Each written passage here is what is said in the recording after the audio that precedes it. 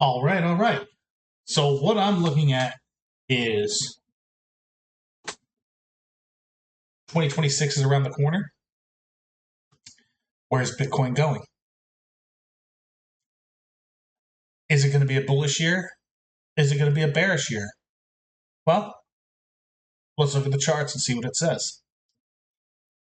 Looking at the charts, I have the all-time price index for Bitcoin, and it's a blank canvas. There's nothing on it. There's no drawings, no indicators. What's the chart telling me? So looking at this chart, most likely the year is going to close bearish because there's 2 days left in the year. With 2 days left, could it close bullish in 2 days? It could. But that's irrelevant if it closes bullish or bearish right now for me. Because I am expecting more downside to come in Bitcoin. And it's not the 4-year cycle. It's not, and there's nothing fundamentally driving it. You could say it's the business cycle, the 4-year halving cycle, the credit, liquidity cycle, whatever cycle, seasonalities, whatever you want to, quarterly theory, whatever you want to call it, whatever you want to call it, fine. It's kind of all the same thing.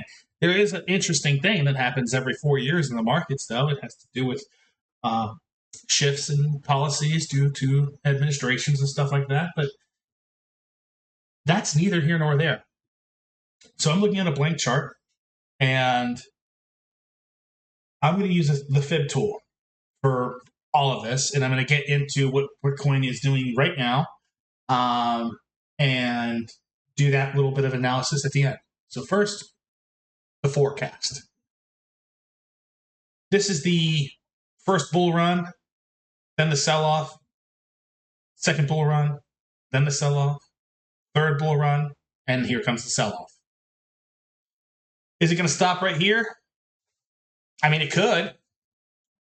I mean, history doesn't always have to repeat, but it does rhyme. And let's look for the rhymes. So I'm looking at this big bullish candle from 2017, and I'm going to measure that with a fib. Now I'm looking at these fib settings. They are simply grading from the whole range, the 25%, the 50%, and the 75% quadrants of the range, measuring the wick highs only. So what do we notice about this wick high?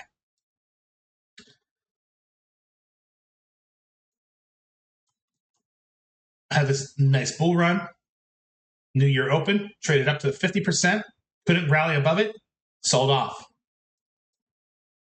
2020 came, big bullish candle, just ripped right through it, well past it, sold off. Gee, what do you know? Right back into it. And that wick of the 75% is $15,367.30. And the low, I didn't quite tag it. But on in this case, a $15,000 asset, and you're only off by, I don't know, less than $110, that's pretty darn close. So, and then the market ripped up from here, and then here we are today. So what can we gather from this information? Well, let's look at this wick. Same thing. There's fib settings. Oops, wrong thing. No edits. I don't care. I make mistakes. I'm human. Market ripped past through that. So what can we gather with that information? Well, it's a good chance the market's going to reprice to it. Just solely because that's what happens. You can look at this on all markets. It's always happening all the time in all markets on all time frames until levels break, things shift. So it is fractal. It's a signature of the markets. And I am saying that the market is going to reprice into this wick. I'm looking for around the 50%, just like this one. So, coming down into this area of price, I'm going to go to the weekly chart. I'm going to ignore all this. And we're going to look just so this is that wick. So we can see the year closed, new year opened, traded up, sold off. Tagged the low end of it, sold off, formed a bottom, and then blasted off through it. Now I'm watching the 50%. I care more about the 50% than anything else. And the market then, once it just completely disrespected it, traded back into it, took off. The 50%, the most sensitive areas are the 50%. And essentially inside the area right here between the 25 and the 75, that area, it's a large area, right? Because it's a large range. But you could be looking for the market to show signatures that it wants to go higher as you go deeper into or lower, reject it, or support price, the deeper you go down into the time frames. But I'm not going to go under the weekly chart for this. I'm going to stick with the weekly chart. Once the market reprices back to it, consolidates around the middle, takes off, disrespects it, trades back into it one more time.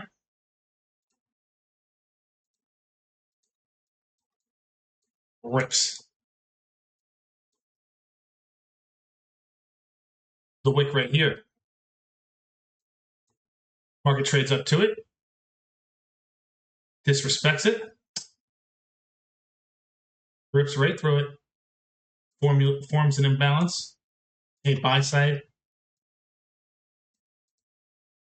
imbalance, sell side inefficiency, trades back to it, consolidates around the 50%, tags it one last time before it rips, takes off. So what can we get from that? Well, we're most likely going to do this. Why? Because it happened here? No, because that's what the markets do. And that's what I'm looking for the market to do. Now, there's areas of liquidity beneath low prices, areas to target. For instance, the low here, the low here. Oops, put that in the right spot. No edits. I'm not perfect. The high here, 68,997. The 75%, 63,000. And these are objective levels. This is 100% equal quadrants of that yearly range. That is 100% the open. I'm sorry, the close. And this is 100% the high of that wick. This is 100% the close. This is 100% the high. That number is equal distance, 100% the middle of the wick. There's no objectivity there. And they're both the high that was formed. Now, we don't know that this high is the high that's forming, but I am going to utilize it as I am anticipating this to be the high. So what can I expect? Weekly chart.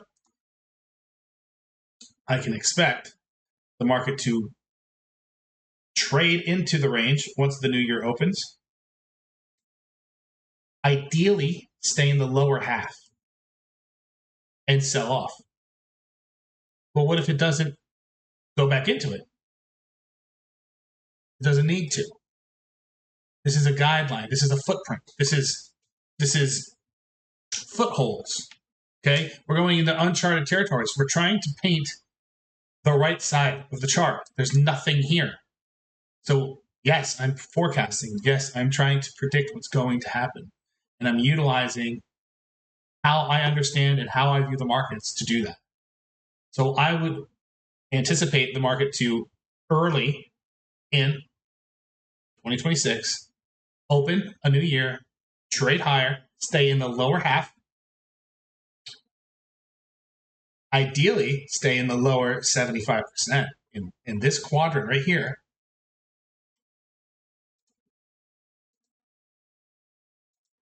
getting folks thinking that it's going to go higher before making its move lower. Now, is it going to do it all in one shot?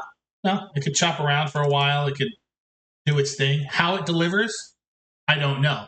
But I'm anticipating that's where it's delivering towards. And there's targets to be hit.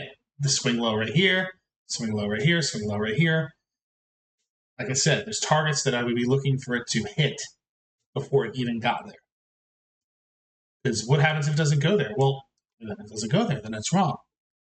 What would make this concept wrong? Well, if we start closing weekly candles, for instance, let's just say it does something like this, or it doesn't do anything like all, and it reverses, and we start closing weekly candles above the 50%. Well, then my idea is most likely wrong.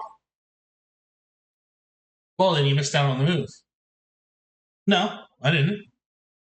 I didn't miss out on the move because I'm looking to trade it up first and then down because I can see the move happening and I'm anticipating the move happening. What if it doesn't happen? It just rolls over. Well, then it just rolls over. I'm going to look to find a way to get short because this is the area of interest for me. This is where I believe the market is likely going to go. I believe the market is likely going to go somewhere in here. It could go lower, but I would say the bulk of the trading is going to be around the midpoint. So we can do just something like that. Bulk of the lows, consolidation, and then start its way to go higher. And it will take, of course, a few months to play out. So predicting months in the future, very hard. A lot of things could happen, right? There could be a war or some sort of financial crisis, and it could go way lower than expected. Or there could be some sort of good news that comes out, and this thing just says, oh, sorry, Bitcoin is now the currency of the world, and now it's going to $1 million. I don't know that, but I can just tell you what the chart's saying. No fundamental data is being even thought of in all of this. It's simply looking at where price is and where it's likely to go to. And now I'm going to look at where it is right now. I'm going to go to this chart that I've been using. So here's that yearly open, and we're simply consolidating. Here's that weekly range from the 17th and of November, and the market is simply trading inside that. We have inside week after inside week. The ranges are getting smaller. This thing is priming for a move. It's churning liquidity. Like my last video that I said, it's churning liquidity. It's getting people in on both sides. It's going to knock somebody out soon and most likely go the opposite way. So could the market do something like this? Get people excited about shorts, go up higher, and then fail? Absolutely. Could do something like that. Could the market just stay in this range for a while and then just roll over?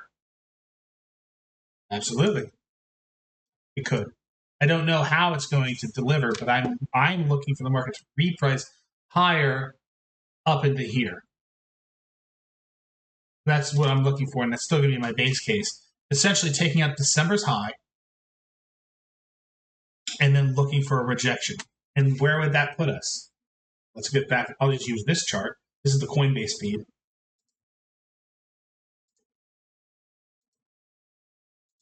Same concept.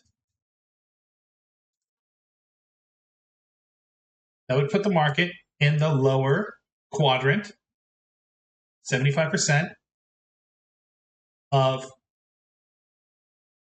knocking out all liquidity in here before it goes lower. Now, what would need to happen first? This imbalance right here. This is a buy-side imbalance, sell-side inefficiency. It was disrespected here. It was reclaimed here. It was disrespected here. And now it's being used as an inversion. It's holding prices lower. No bodies are closing above it. So what I would be looking for is for the market to start closing candles above it. Once the market starts closing candles above it, that's a green light for me to say this thing is going to work its way higher. Don't need to go below the daily chart for that. There's nothing I need. There's nothing going on. This is a scalper's market. It's stuck in this range, and I will drop a fib on that weekly candle right here to do the same thing. It's working the middle of that range. That's it. It's staying in the middle. As soon as it comes out to extreme, it sells off. Extreme, buys up. So, and it's consolidating. It's tightening. The range is tightening. So, wait. If you get a daily candle closing above this, look to buy the first pullbacks. Start looking to buy pullbacks. What if it just goes shoots up and goes straight up to here? Well, I'm going to be looking for. I'm going to say I missed it, or I'm going to have to go down into an intraday time frame even lower to get a pullback intraday on maybe a 15-minute chart or lower, and try to get involved that way. But daily, I would like to see something like this. Staying in here, getting above it, higher if it stays in here. That's what I'd be looking for. Actually, it doesn't have to go that deep. It could just literally tag the top, something like that. Or what if it does something like this? Takes out the lows and then blasts off. I don't know how they're going to move it, but I do know that a move will be coming, and there will be a yearly range for next year. And I do like the idea of lower prices, following consistently with what it's been doing here. So looking for the market to trade lower, because that's what it does. That's the symmetry of this market. Does it have to do this? No, but history often rhymes in the markets, and that's what I'm trying to do. I'm not going to do any pattern like it's doing some sort of wedge thing. None of that. That's all irrelevant. It's churning liquidity. That's it. It's getting people. It's not selling off. It's not rallying. So if it's not dumping, it's not rallying. What's it doing? It's going sideways. What's the purpose of it going sideways? Well, people are betting bets in there. People are putting money down for the New Year move. And once we get out of the holiday grind, the holiday thin liquidity, the market's going to pick up. We're going to open up a new quarter, and positions are going to start being taken. And I think they're going to take this thing higher, get a better premium price to sell into it. And I'll be looking for that move up. I'll be looking for when it turns over and starts making its move lower. And 49,050 on the Coinbase chart, is that swing low right here? That would be my low. The terminus. Once it hit that low, let's say it hits that low and it hits it aggressively, I'm done. I'm done. I'm not touching it anymore. Right? But like I said, it has multiple areas where I would take profits beforehand. That on the all-time chart is going to be a different price. But it's that swing low right there. So it still goes 49,000. But I'm looking for, and if it does do that, I would anticipate it only just wicking down and then the body staying in here. So that's what I'm looking for. And nothing on this chart is telling you that that's not going to happen. The first sign that would tell me that this is going to happen is that the weekly candle closes above here. That would be my first area where I'm like, ooh, okay, something's a little off. Depends on how it closes. The next one would be right here. If that weekly candle closes above here, so that lines up pretty good with the 75. If it doesn't immediately sell off after that, and it starts just making higher highs, say on like a 4-hour, then I know this thing's going to all-time high. I don't even need to wait for it to close above 109. Or it's at least working its way towards our all-time highs. So you get positioned long for that as well. So you got to be a little bit nimble. Your analysis, I'm not married to this. I know when I'm wrong if it gets above these levels here. I know 100% I'm wrong, and I'm not gonna say, look, see. Another thing is it could want to go a little bit higher.